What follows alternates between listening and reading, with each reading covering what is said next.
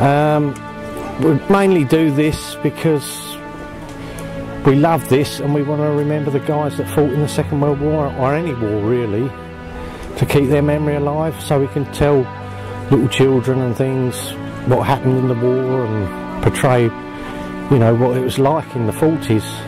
To teach youngsters that war, you know, not to glorify war, because war is in itself pretty nasty. You know, it's just something to keep the memory alive, really. I'll keep it so its history is not forgotten. You know, keep the memories alive, the people that fought alive, their stories. And it's interesting when you're meeting the veterans. That is one of the most interesting things. I'm speaking to a lady who actually was a child in the war today, and some of the stories she had to tell me were absolutely fantastic.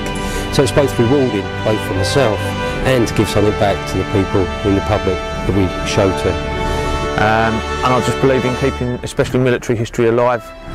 The guys that gave everything so that we could have our today.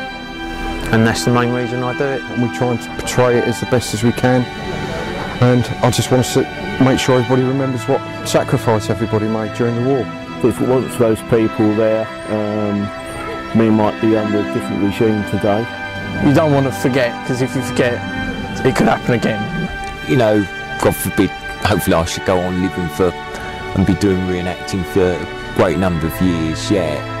But perhaps, you know, when the time comes and I'm no longer able to do it, I'd like, you know, perhaps my nephew's going to inherit my stuff, what I know he is, and perhaps maybe he will, you know, carry on the tradition. You can say it's just like, it's to keep my dad's memory alive, really.